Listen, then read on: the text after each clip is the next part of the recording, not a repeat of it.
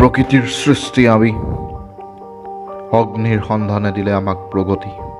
মানৱ সভ্যতাৰ সহস্ৰ বৰ্ষৰ পৰা আজি আমি যুগ যুগ ধৰি সভ্যতাৰ জখলা বগালোঁ, কিন্তু সত্য এই যে আমি নিজৰ অৱনতি ঘটালোঁ।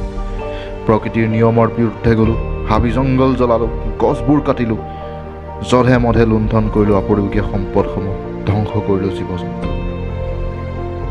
লোভ আৰু স্বাৰ্থৰ চক্ৰ নিৰন্তৰ চলিল উন্নতিৰ মায়াজালত আবদ্ধ হৈ।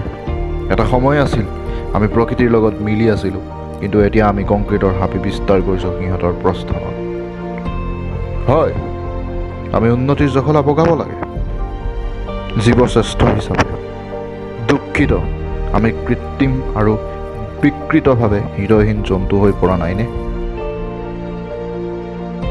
হেৰ মনুষ্য, তই দেখা নাইনে লাহে লাহে আমি আই ধৰিত্ৰীৰ শত্ৰু হৈ পৰিছোঁ?